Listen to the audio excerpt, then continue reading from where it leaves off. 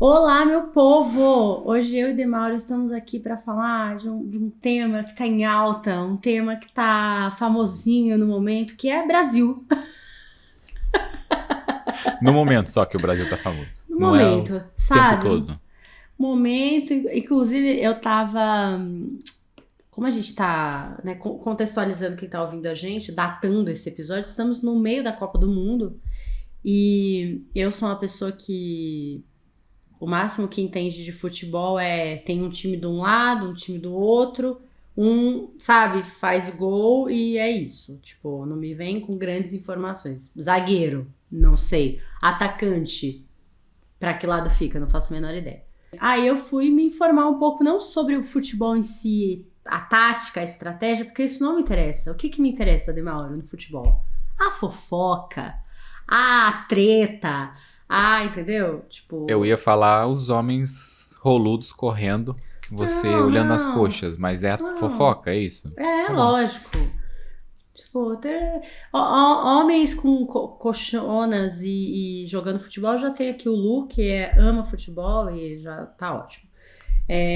Mas aí eu fui dar uma fuçada, uma investigada, principalmente nesse lance da FIFA, CBF, corrupção e tal. E quero indicar um podcast que chama O Sequestro da Amarelinha, né, da camiseta amarelinha.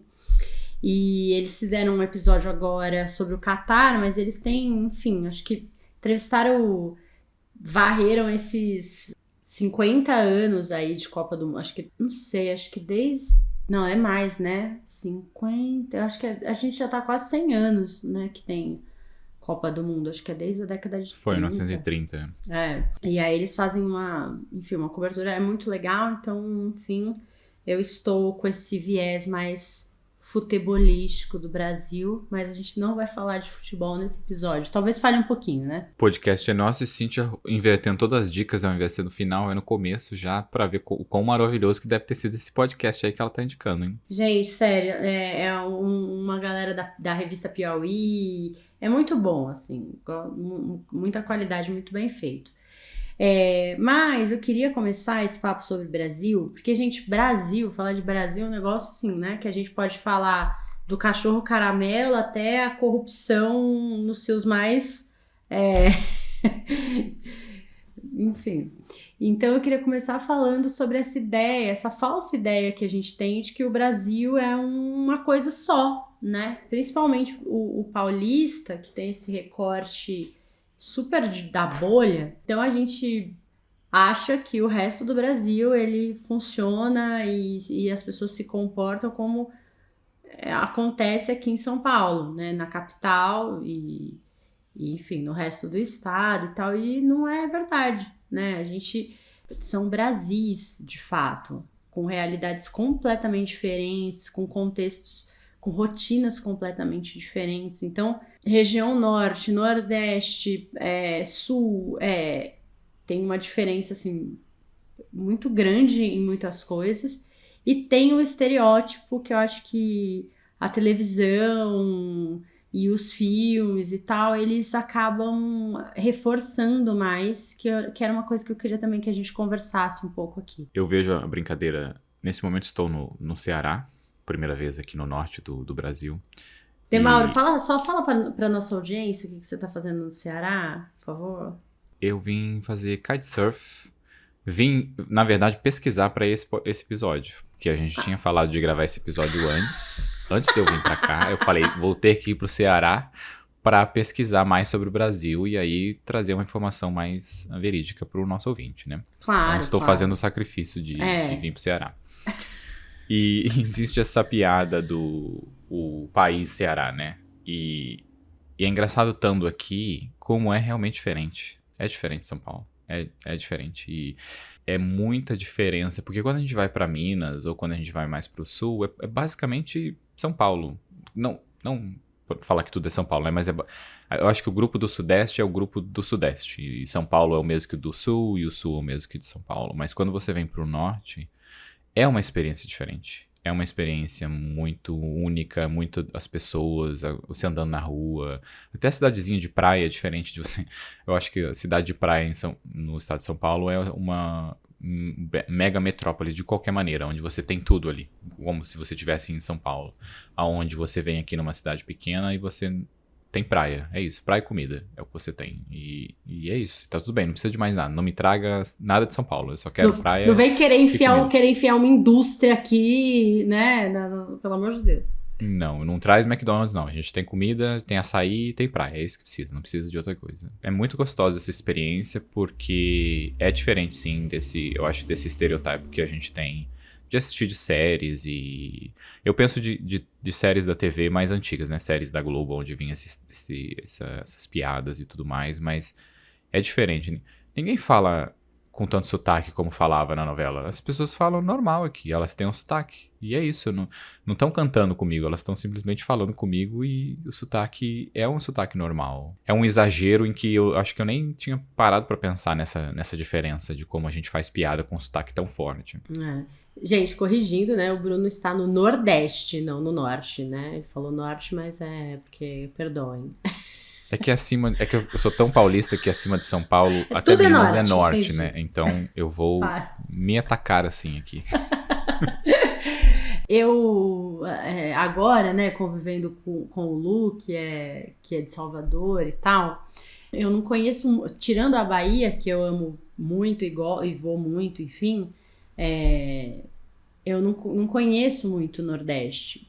E aí a gente foi para Recife agora, né, para Pernambuco em setembro, e para mim ficou muito, muito óbvio essa coisa do estereótipo que a gente tem aqui em São Paulo, porque na nossa cabeça, Nordeste é praia. Se a pessoa fala que ela é da Bahia ou ela é de Pernambuco, Rio Grande do Norte, né? Tipo assim, ai, nossa, aquele paraíso tropical, as praias, não sei o quê, né?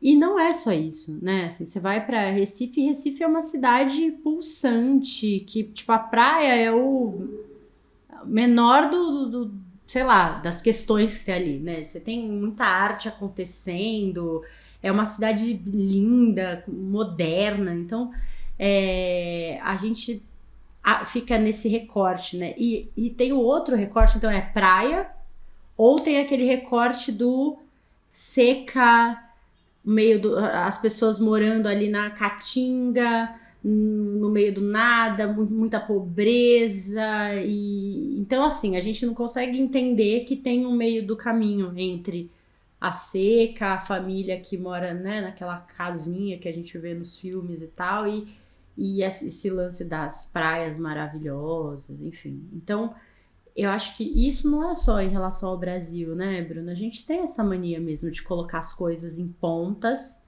ou é muito rico, ou é muito pobre, ou é lindo, ou é feio. E a gente perde esses tons aí que tem esse espectro inteiro que o nosso próprio país pode oferecer, né? Então você pensa, Manaus, nossa, floresta, meio do nada, e é isso, um monte de índio, tipo, gente, para, né? Em 2020, quase 2023, a gente ainda reforçar esses estereótipos, acho complicado, né? Inclusive tem uma amiga que tá morando em Manaus e é engraçado quando a gente vai para outro local assim, existe uma rotina diferente, né? Porque, por exemplo, lá o seu chuveiro elétrico não precisa de eletricidade, porque a água é quente e é tudo quente, então é isso, o seu chuveiro é direto. E aí você tem espaços onde você precisa pegar o barco para você ir para outra cidade. E aí tem 2 barcos durante o dia. Um sai de manhãzinha e o outro sai no fim da tarde. É isso. E aí o paulista, tipo, como assim você não tem um barco de meia hora ou a cada 1 hora, sabe? Não. Você se programe para chegar aqui às 6 da manhã. Se você chegar depois, não tem mais barco, você vai ficar aqui. Você não vai. É simples assim.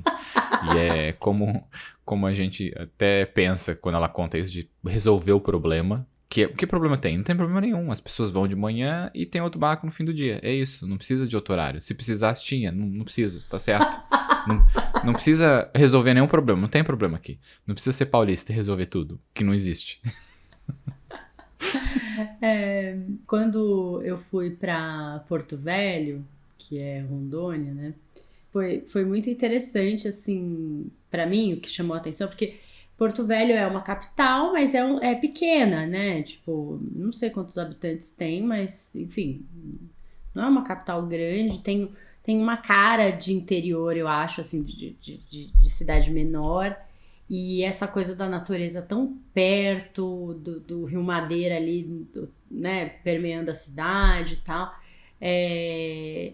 E eu lembro que os meninos lá do escritório, a gente saía pra almoçar, né, e tal, e eles falavam, mas aqui é isso, né, tipo, aqui é interior, quase interior, isso aqui é uma vila, meio depreciando, assim, mas eu acho que é isso, para aquele contexto ali, não sei, se Porto Velho crescer muito, será que ainda vai ter, sabe, aquela cara de lugar aconchegante, ou de a natureza daquele jeito que acontece ali? É uma coisa que precisa ter cuidado, né? Quando a gente pensa em São Paulo, entre 1890, em 1890, a cidade de São Paulo tinha 30 mil habitantes. 30 mil habitantes. Entende o que é 30 mil habitantes? É a quantidade de seguidor médio de algum influencer aí que tá começando, né? E aí, de 1890 até 1930, então nesses 30, 40 anos, teve um salto para 1 milhão de habitantes. Porque teve a Primeira Guerra, né? A gente recebeu, enfim, muito imigrante aqui em São Paulo e tal. E aí deu esse boom. E depois, gente, hoje, quase 100 anos depois, a gente tem, acho que são 8 ou 12 milhões, né? Se não me falhe a memória. Então, assim, a gente teve um crescimento surreal. Então, imagina o que era a cidade de São Paulo no começo do século XX e agora no começo do século XXI. Tudo que a gente destruiu, arrasou, queimou, derrubou de natureza, não dá, assim, né? É irrecuperável o que aconteceu em São Paulo. E aí a gente paga esse preço, as enchentes, o calor excessivo quando entra o verão. A gente tá em novembro agora, né? Chovendo pra caramba, nunca vi isso. Frio em novembro, né? Então, assim, paga-se um preço, né? Então, Porto Velho, pense bem se vocês querem pagar esse preço aí para se tornar mais urbano ou alguma coisa assim. Nesse ponto existem muito sobre enchente, sobre a temperatura. A gente já sabe como resolver isso, né? É que não existe planejamento para se resolver, nem você colocar árvore, você arborizar a cidade, você fazer jardins, você diminuir imposto para incentivar isso, ou você criar... Tem a Noruega, eu não esqueço, Chicago teve uma prefeita, uma governadora, alguma coisa assim, que tinha muita enchente. Ela olhou para a Noruega, olhou para os Países Baixos e viu, eles são abaixo do nível do mar. E como é que eles não têm enchente? Como é que não tá todo mundo afogado aqui? E aí trouxe o ministro de infraestrutura, uma coisa assim, e ele construiu o estacionamento Piscinões. Então, quando chove, o estacionamento fecha e a água toda vai para dentro desse estacionamento gigante que eles têm, vários pela cidade, e agora não alaga mais. Então, tipo, é isso. Você tem um negócio importante que é estacionamento, onde você precisa enfiar esses carros que estão ajudando a causar as enchentes. E aí, depois, você usa o espaço ali para acumular água, porque é isso. É interesse e vontade. Então, se a cidade for crescer, na verdade, existe um potencial dela crescer. Mas ninguém vai crescer com fazendo o negócio certo, né? Porque isso também é parte da nossa cultura. Vai fazendo aí, depois nós vê, empurra com a barriga e depois começa a dar merda. E aí a gente vai pensar em resolver, se resolver. Especialmente se entrar na política, né? Porque acho que tem que ser um episódio só sobre a política. Pra trazer muita raiva nesse ambiente. Ali na Zona Leste tem... Eu acho que ele é considerado o maior parque linear da América Latina, tem uma coisa assim.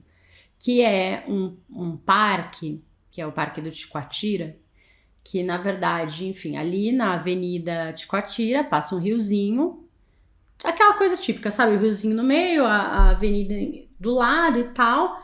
Não, nada arborizado, né? Enfim, uma avenida quente, aquilo tudo. E aí um senhor que mora ali na região começou a plantar árvores nessa encosta ali, porque tinha um gramadinho, um negócio, aí ele tirou o mato, plantou grama, plantou árvore, e ele foi fazendo isso. Tipo, todo final de semana, não sei por quantos anos, provavelmente muitos. E ele fez esse parque.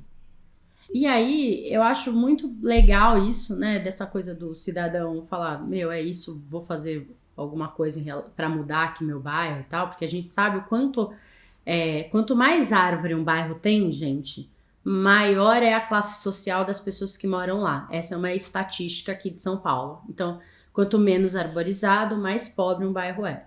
E ele resolveu mudar esse contexto ali de onde ele morava e tal. Ao mesmo tempo que isso é muito legal e bacana e tudo, também é triste, porque mostra o quanto não tem política pública para isso, quanto a prefeitura não olha para esses bairros e tal. Então, é um dado, assim, que eu acho que deveria fazer a gente pensar, né? Tipo, que legal que ele fez e tal. Lógico que é legal. Só que, poxa, é sinal de que ninguém tava olhando para aquele lugar, para aquele bairro, para aquela região, porque é mais pobre ou porque é mais distante e tal. E aí quando a gente fala de Brasis, essa distância financeira, cultural e tal, ela também é muito grande, né? A gente tem o tal do abismo social que se fala tanto. Se você não acha que existe um abismo cultural, social, no Brasil, eu não sei onde você tá, né? Assim, por onde você anda, né? Só por Pinheiros, para achar que nem em Pinheiros. Em Pinheiros você consegue perceber também bem esse abismo. Mas tem uma música do Seu Jorge que chama Brasis, e que aí eu trouxe um trechinho que ele fala assim: tem um Brasil que soca e outro que apanha. Um Brasil que saca, outro que chuta.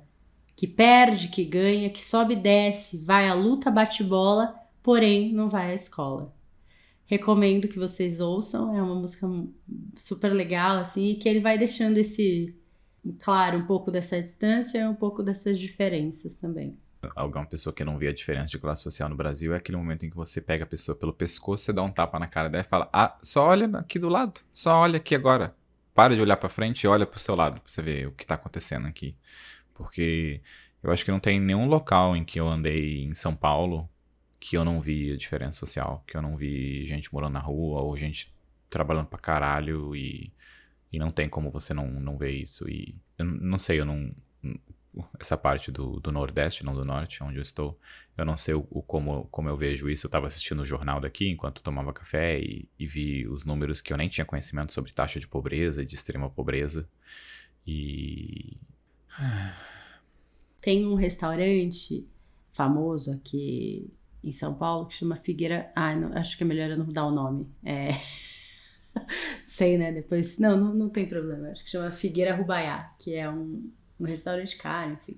Tem um aqui perto da minha casa. E é isso, né? Você vai passar em frente ao Figueira Rubaiá, que eu sei lá quanto é que custa o almoço, e se não tá na frente do restaurante ou do outro lado da rua, tem um morador de rua dormindo no chão pedindo comida.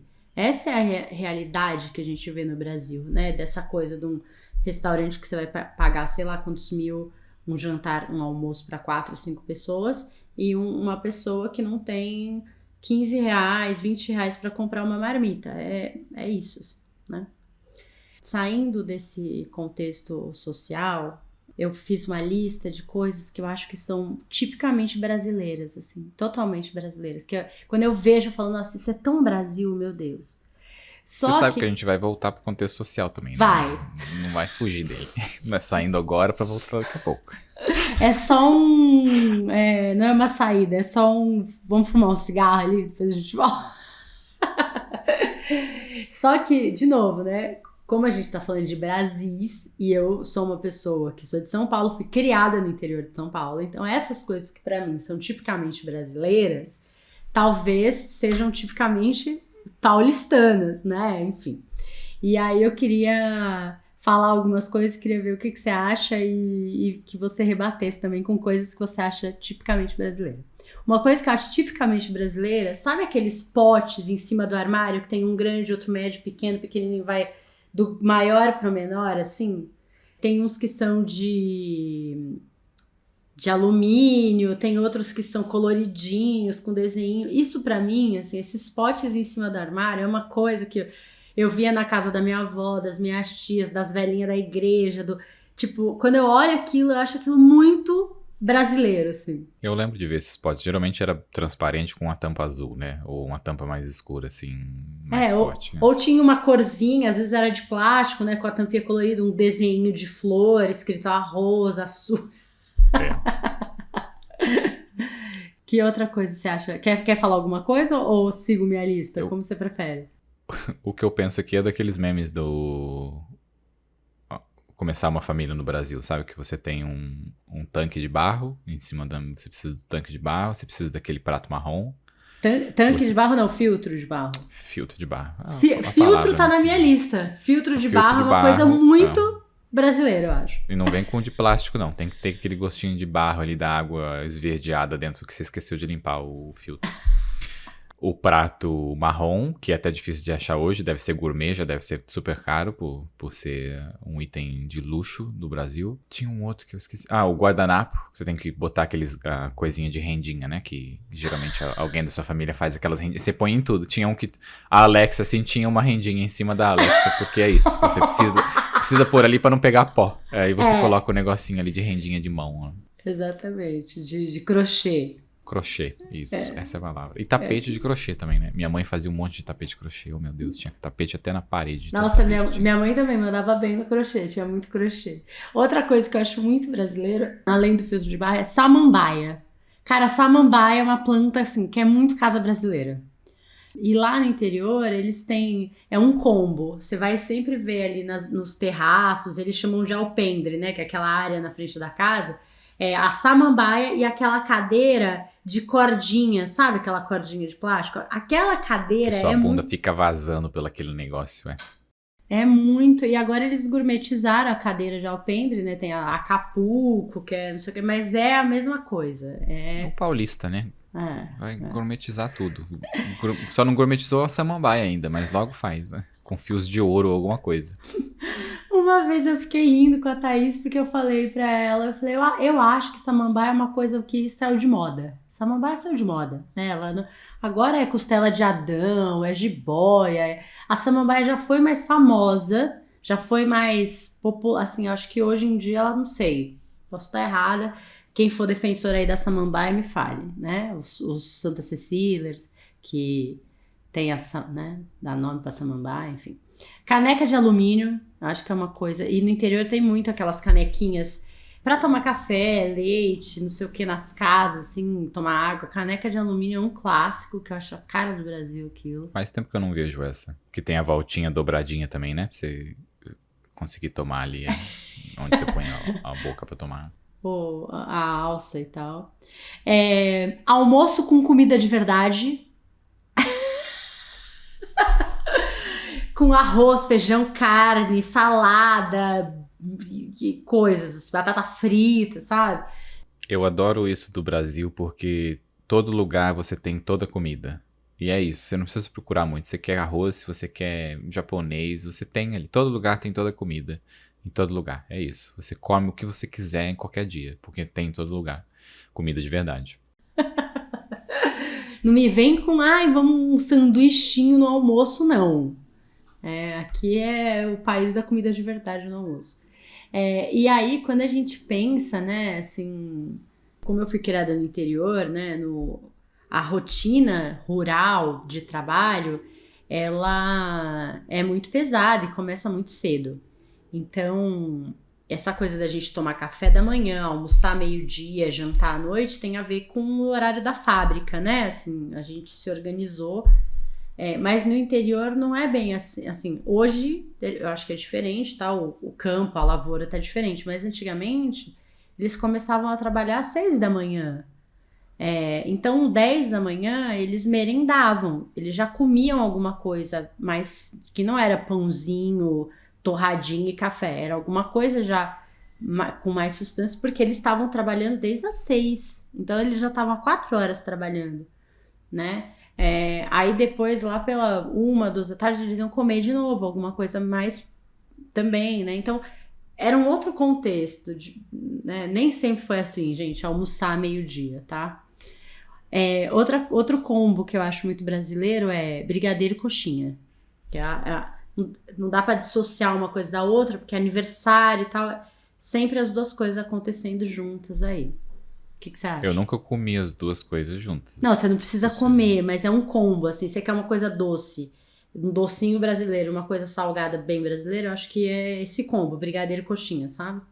Ah, nesse lado sim. Eu ia dizer pastel, mas coxinha é mais fácil de achar do que pastel, né? Putz, pastel, né? Mas a coxinha, enfim. Outra coisa que eu acho muito brasileira, que agora mudou um pouco, mas é festa de aniversário infantil interminável. Agora com os buffets mudou um pouco, né? Tipo, tem hora pra acabar, mas não era assim quando era na nossa casa. Era tipo, começa 4 da tarde, sabe Deus quando vai acabar aquilo, as crianças já tudo dormindo, os pais já tudo bêbado, aquele caos. E o rolê tava acontecendo ainda, né? Gourmetizou em São Paulo, né? A gente não sabe se fora. Onde tem buffet? Buffet tem em É. São Paulo. Onde que São Paulo fica resolvendo problema que não precisa resolver? É isso. Então, se você acha, concorda comigo, que festa de aniversário infantil interminável é uma coisa muito brasileira, né? Liga pra mim. E a última coisa que eu coloquei na minha lista é fazer faxina jogando água em tudo. É uma coisa muito brasileira. É muito brasileira. E quando eu morei na Irlanda, todos os meus amigos reclamavam que o banheiro não tem ralo pra você limpar o banheiro. Porque lá não tem. E tem uma história legal aqui que é uma vez eu mudei pra uma casa e eu limpei o banheiro com água. E o que aconteceu? Era uma casa de 2 andares. Quando eu terminei de limpar o banheiro, eu desci, eu só vejo a água pingando pela luz no andar de baixo, porque o banheiro não era vedado. E eu pensei, esse banheiro é inteiro de azulejo. Eu até olhei em volta, estava tudo vedado, mas não é vedado. E aí cagou-se tudo, ficou aquela mancha no forro. Sorte que não deu curto em nada, mas é isso. O brasileiro limpa jogando água em tudo. E aquele mop e aquelas outras coisas de molhar um pouquinho, sabe? Molhar gourmet ali. Que você coloca no negócio, gira e ele sai umedecido, não molhado. Aquele negócio, o brasileiro não consegue limpar a casa com aquilo. Porque a nossa sensação é a casa não tá limpa. Eu não joguei 5 litros de água nesse chão com vinagre, né? Tem que botar um pouquinho de vinagre pra matar a bactéria. A bactéria, beleza. Não vai voltar daqui meia hora quando você andar aqui de novo. E fica aquele cheiro. Nossa, isso é um negócio também que me deu agora. Limpar com vinagre. A casa fica aquele fedor porque a pessoa botou muito vinagre e jogou Não, esta merda no ou, chão. ou água sanitária, né? Porque brasileiro, a gente adora uma que boa cândida. No interior eles chamam de que boa porque é a marca, né? Que é famoso lá. Mas cândida, água sanitária, tipo, o povo adora também, né? Taca Eu no tenho, chão, taca no eu tenho banheiro. tara de limpar banheiro com água sanitária. É isso, eu coloco na água sanitária num potinho diluído com água e taco em tudo. Só não taco na luz, mas em resto taco em tudo. No forro, deixa mais branco o forro, é isso. Taca em tudo, depois joga água, acabou. Não precisa fazer mais nada. Uma coisa tipicamente brasileira. Sai E, intoxicado depois tossindo, tanta água sanitária que você jogou ali. Que já aconteceu, inclusive, mais de uma vez. ô Bruno, qual diferença cultural pra você foi mais gritante, assim, quando se mudou do Brasil e tal? Eu acho que quando a gente vai embora, decidindo mesmo vai morar e passar um tempo fora, a gente fica todo deslumbrado, né? Nossa, como isso é diferente, como é não sei o que lá.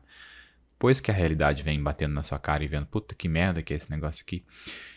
Em alguns pontos, né? Porque tem outras coisas maravilhosas. Mas eu acho que o mais gritante. De primeiro, o mais gritante foi a comida. A comida é diferente. Você não tem a comida de verdade em todo local. Eu acho que isso você já identifica logo no começo. Mas o que eu mais identifico, e uma das razões até que estou aqui no Nordeste, é o povo brasileiro. É a nossa cultura e como a gente é uma população que acolhe as pessoas, sabe? Como a gente... E não é só porque eu pertenço aqui que eu me sinto acolhido e pertencendo, mas eu acho que a maior diferença é como a gente consegue... Como a gente se expressa, como a gente é aberto, como a gente é acolhedor, como a gente é positivo e alegre e... sei lá, dançarino, já que a gente já datou mesmo falar de Copa, dançarino nas celebrações e como a gente celebra as coisas, sabe? Festa de aniversário e como a gente dança. O movimento do nosso corpo dançando, sabe? Até o brasileiro que é meio merda dançando tem um movimento melhor do que quem tá fora do Brasil, que acha que dança. Sem ser o latino, né? O latino, como brasileiro, dança pra caramba. Eu acho que o brasileiro é a melhor coisa que tem no Brasil e a coisa mais gritante que eu vejo de diferença pra fora do Brasil. As conexões que a gente consegue fazer com as pessoas, a demonstração de afeto, demonstração de carinho, sabe? É muito grande aqui, muito grande. Tô ficando emocionado de pensar sobre isso aqui, de como eu realmente estava com saudade disso.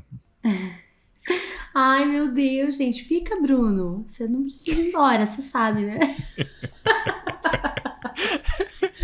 Estamos no movimento Fica, Bruno. Vamos ver. Tem até janeiro pra convencê-lo.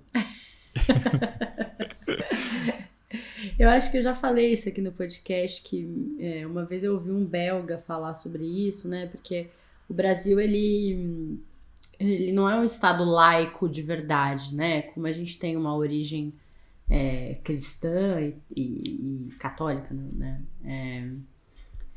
Muito forte, então a gente tem essa permeabilidade entre o que o cristianismo e tal prega com o que é política, e mesmo se você não frequenta uma igreja desde pequeno, de alguma maneira você ouviu a história de Jesus na escola, você viu alguma passagem da Bíblia em algum contexto, você frequentou uma quermesse, você, né, assim, você passou aí pelas festas, pelas celebrações e tal, então...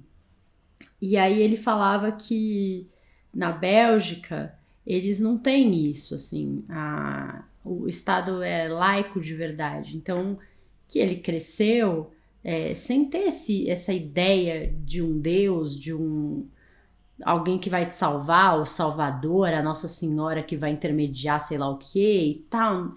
Então ele falou, a gente cresce meio com essa ideia muito forte de que é você por você, se vira, ninguém tá olhando pra você não, sabe? Assim, vai correr atrás das suas coisas. E que ele achava que em muitos sentidos a nossa religiosidade, ela ajuda, claro, mas que em outros ela atrapalhava muito, assim, né? Ele falava muito essa coisa que o brasileiro tá sempre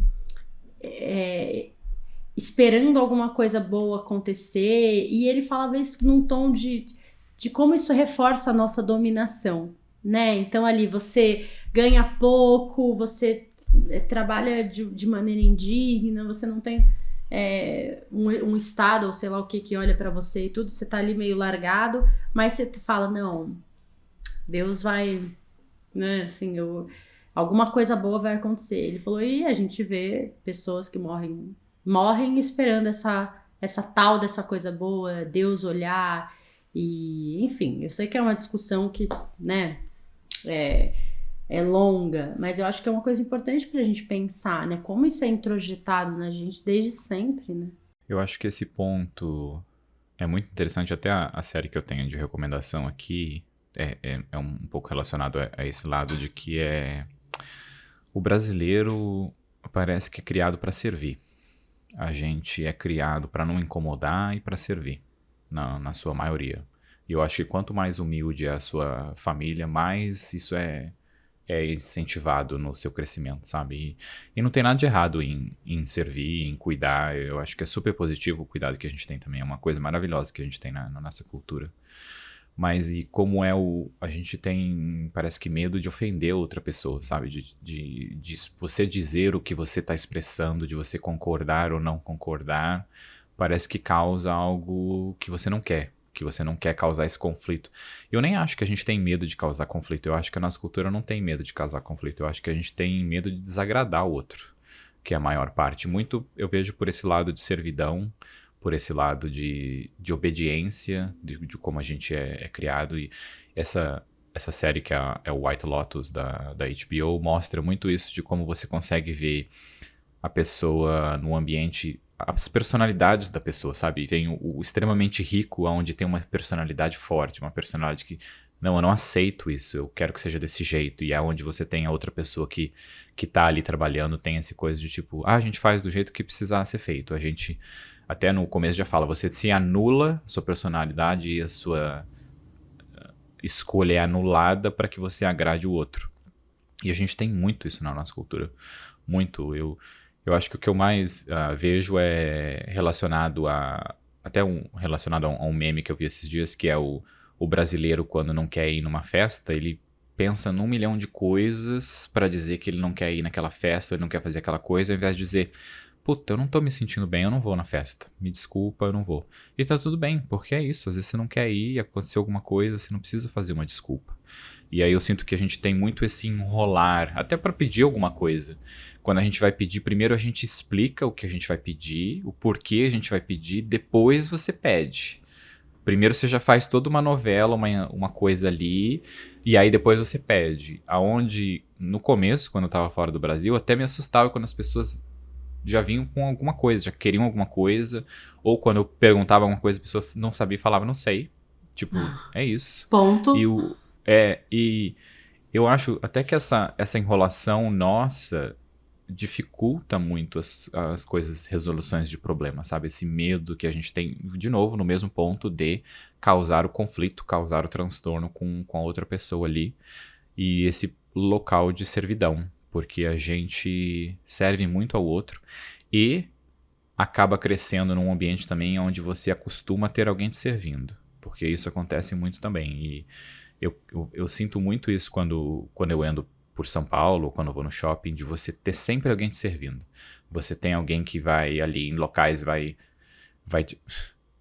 eu tinha saído com uma pessoa, a gente foi numa pizzaria, e aí eles iam servir o pedaço de pizza no nosso prato. E não sei se eu falei isso no podcast anteriormente. Não, acho que a gente isso. conversou sobre isso, mas não verdade, aqui no podcast. Conversou.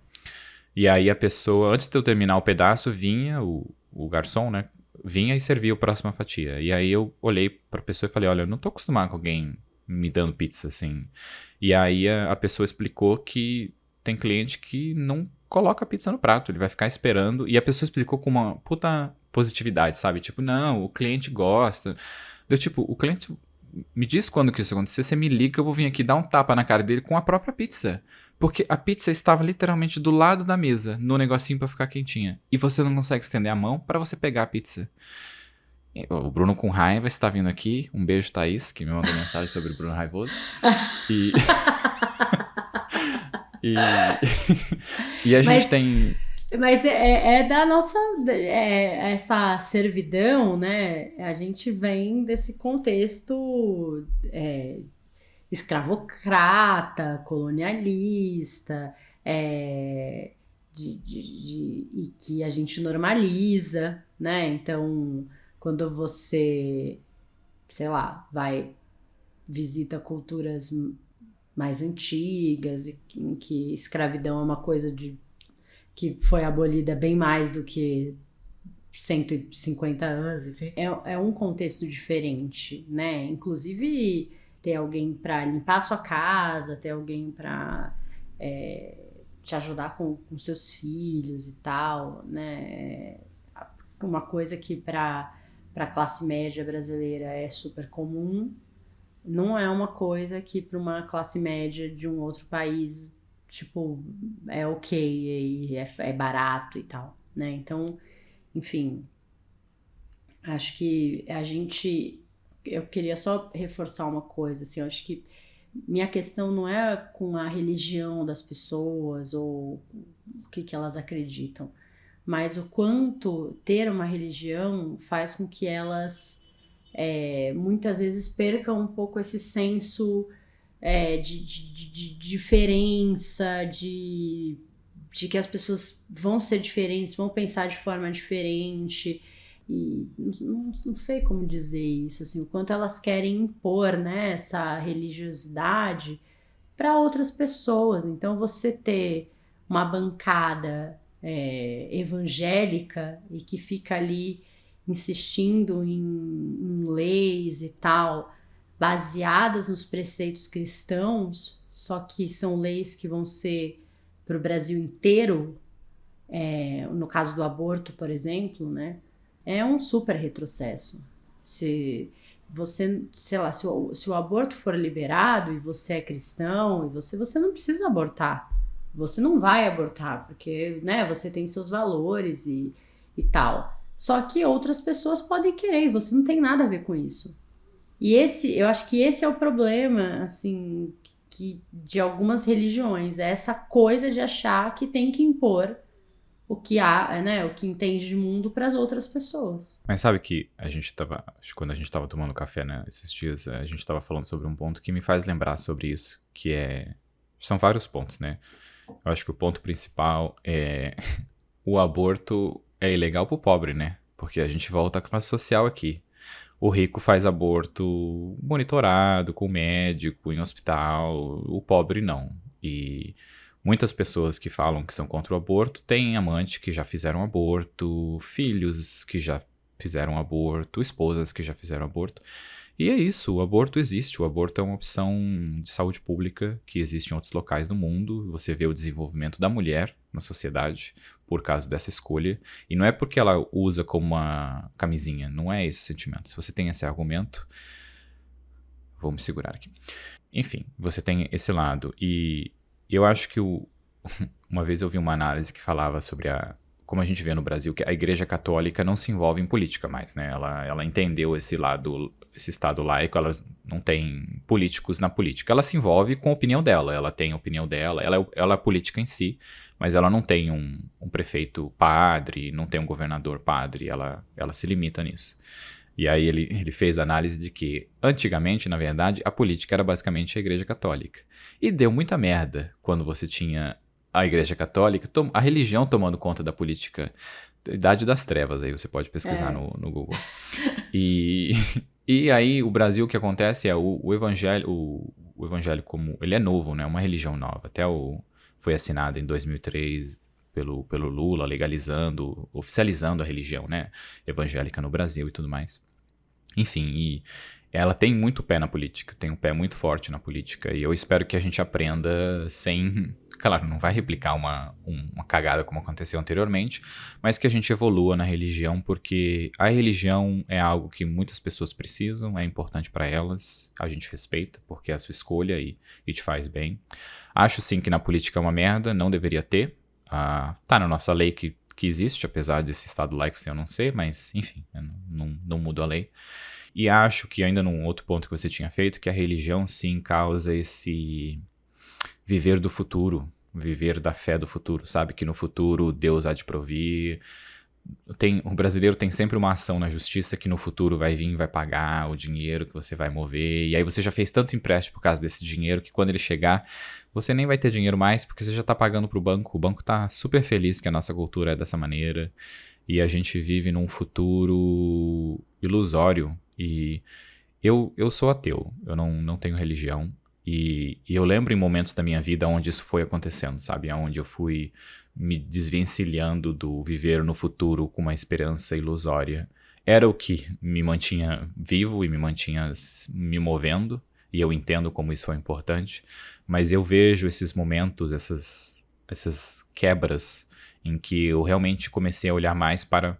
Puta, se eu quero uma coisa, eu tenho que ir atrás dessa coisa, porque até quando alguém me fala muito sobre Deus há de provir, eu tento reforçar que Deus te deu saúde, energia e inteligência, ele já proveu, agora você vai lá e faz o seu, porque é isso que ele já tá te dando, ele não precisa te dar o que você precisa, ele já te deu o que você tem para conquistar as coisas.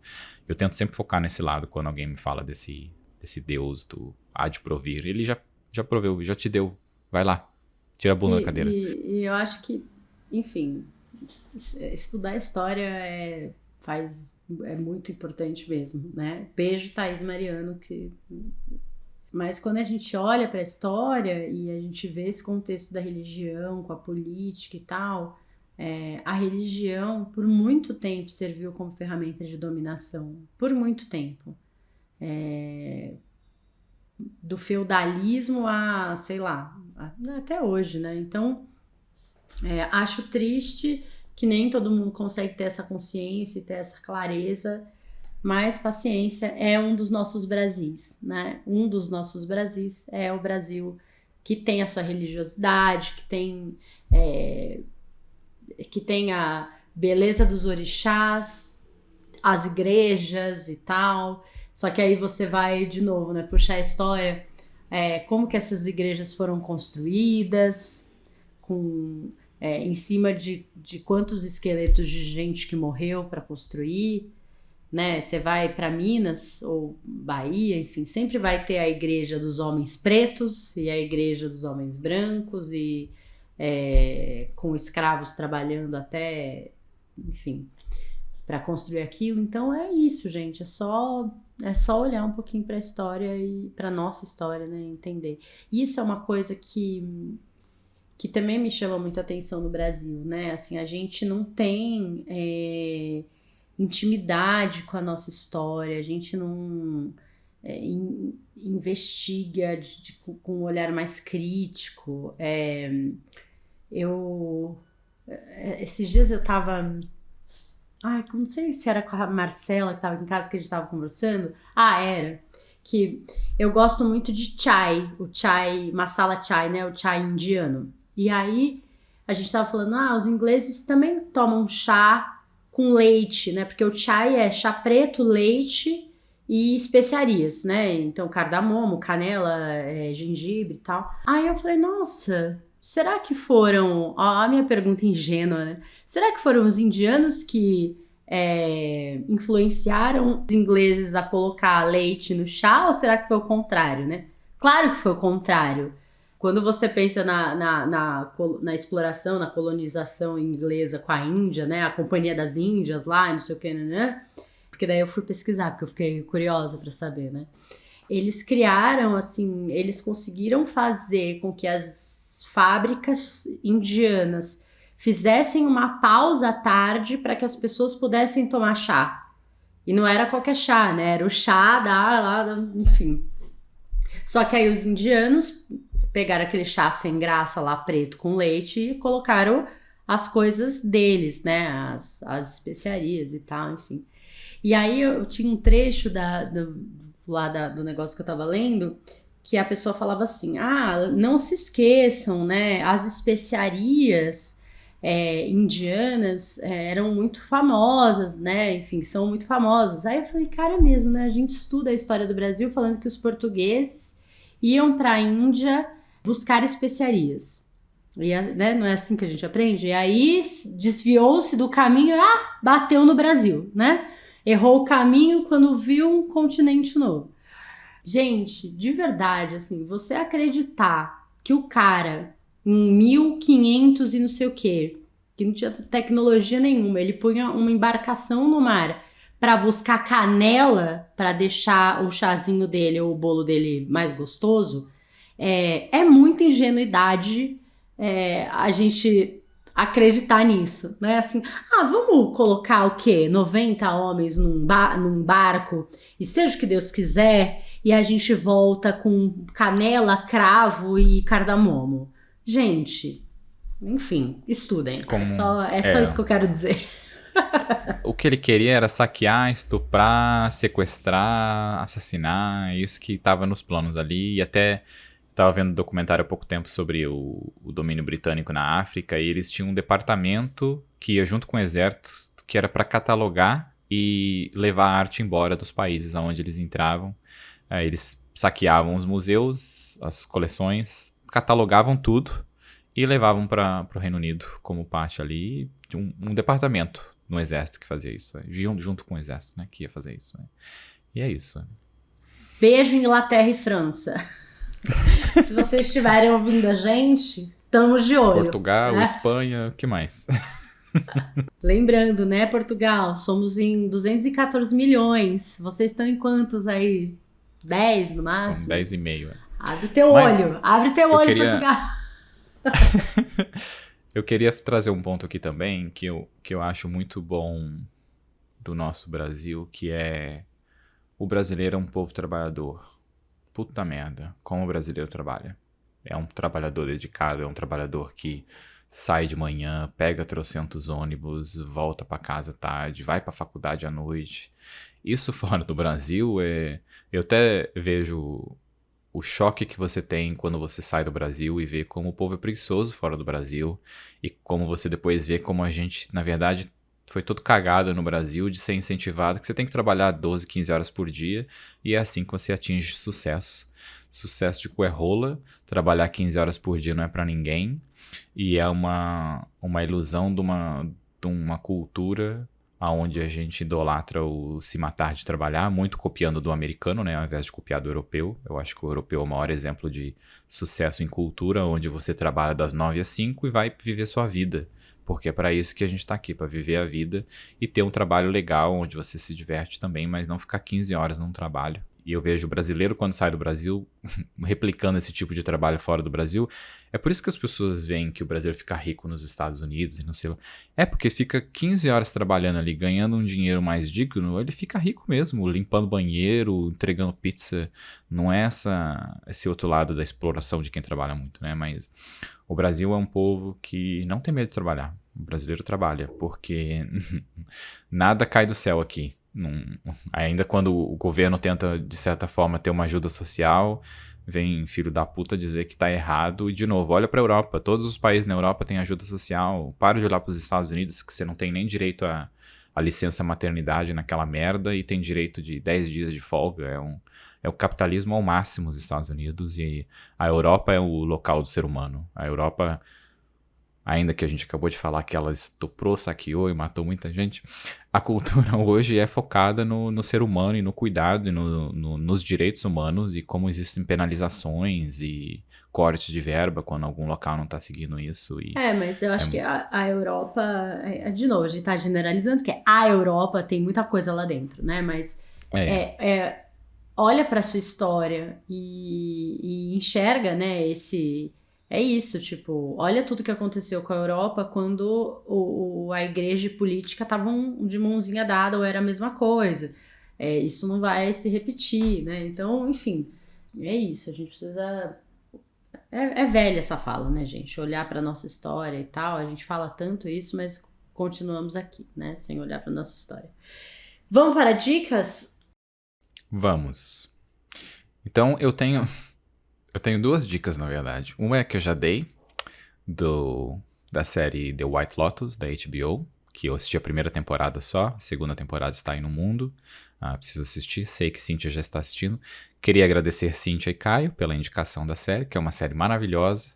É uma série... É isso, não vou falar muito. E tem uma outra que não é nem uma série nem um filme, é um vídeo, uma recomendação excepcional, que é o ministro da Economia Paulo Guedes, com a fala que empregada doméstica está indo muito para Disney. Então, queria finalizar com a minha dica falando isso. E é isso. E, Paulo Guedes, se você estiver ouvindo a gente não gosta de você, tá bom? Não, é isso. Não gosto. Eu queria indicar para leitura, né? Assim, eu acho que tem...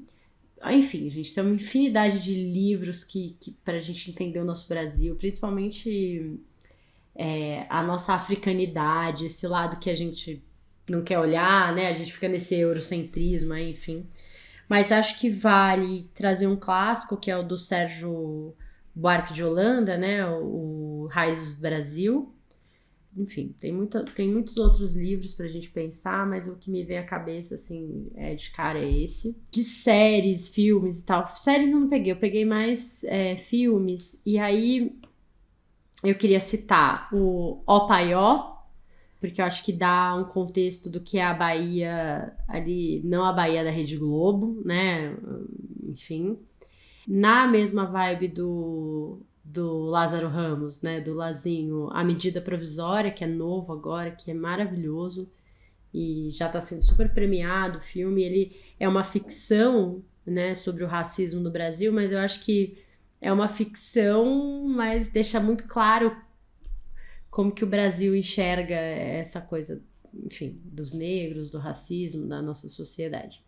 Lavoura Arcaica, eu acho que faz muito tempo que eu vi esse filme, mas ele também tem um contexto dessa coisa, sabe, das outras culturas que a gente tem, né? O Brasil tem judeus, tem tanta coisa misturada, então Lavoura Arcaica, assista. Mas a minha observação é: ignore aquela vozinha do Selton Mello, pelo amor de Deus, né? Que ele, enfim, é bem novinho, aquele chato. Cidade de Deus e Bacurau, que são recortes, né? De novo, o Brasil não é só isso, o Brasil é muito mais que isso, e esses filmes, a gente pode falar do Alto da Compadecida, como é que chama? O Central do Brasil, enfim, né, que são os famosos, os clássicos aí, né, Deus e o Diabo na Terra do Sol, lá, mas eu quis trazer esses porque eu acho que são recortes que mostram várias coisas do Brasil aí. E tem um também que eu não coloquei aqui, o Lázaro Ramos atua também. Nossa, eu tô muito Lázaro Ramos, né? Lázaro Ramos, se você estiver ouvindo a gente gosta muito de você. Gostamos. Maravilhoso. Que é o homem que copiava. Mesmo o Lázaro sendo baiano, mas o homem que copiava se passa no sul, né? Eu acho que é em Porto Alegre. Também vale assistir. É isso. Com você falando, eu acabei de pensar de que a minha recomendação foi a série americana Branca. E estou há muito tempo... Mas fala de um contexto que é muito brasileiro, assim, né? Sim, o contexto sim. Eu não tô falando isso pra me atacar, mas é o quanto eu fiquei... Eu vou anotar todas essas dicas aqui e vou fazer uma sessão de assistir, porque eu me desliguei tanto da cultura, da arte do Brasil, que eu preciso retomar, preciso voltar. Foram 10 anos aí de desconexão, que tem muito conteúdo pra eu assistir, o que também é maravilhoso. Muito conteúdo pra consumir. Tem uma lista grande, Demauro. Tem Abril Despedaçado, que também é um clássico. Tem O Ano que os Meus Pais Saíram de Férias, que vai falar da ditadura, que eu acho maravilhoso. Que, assim, vai falar um pouquinho da ditadura, porque é sobre a relação de um neto e um avô. E os pais não estão de férias, né? Os pais estão fugindo da ditadura e ele fica com esse avô judeu ali e tal. É muito bonitinho esse filme. Olga, né, que vai falar também da ditadura. Enfim, gente, Brasil tem, pelo amor de Deus, a cinema brasileiro é coisa maravilhosa, mas eu acho que é sempre legal a gente assistir pensando nesses recortes, né, assim. É isso. Então, gente, eu acho que esse é o momento da gente começar a campanha do Fica Demauro. Ceará te ama, São Paulo te ama, os Brasis te amam. Se você quer que o Demauro fique aqui no Brasil, esse é o momento de você fazer sua campanha, hashtags e coisas assim. Agradecer os nossos ouvintes, né? O Spotify mostrou os nossos números, nós ficamos bem felizes. Tá lá no nosso Instagram, que estará aqui na descrição. E são números só do Spotify, hein? Temos outras plataformas também que não fazem essas coisas maravilhosas. Então, um beijo Spotify por fazer isso. E por isso que estamos aí assinando você, porque é maravilhoso. É isso? Spotify me nota. Então tá, gente. Beijo, até semana que vem. Um beijo. Tchau, tchau.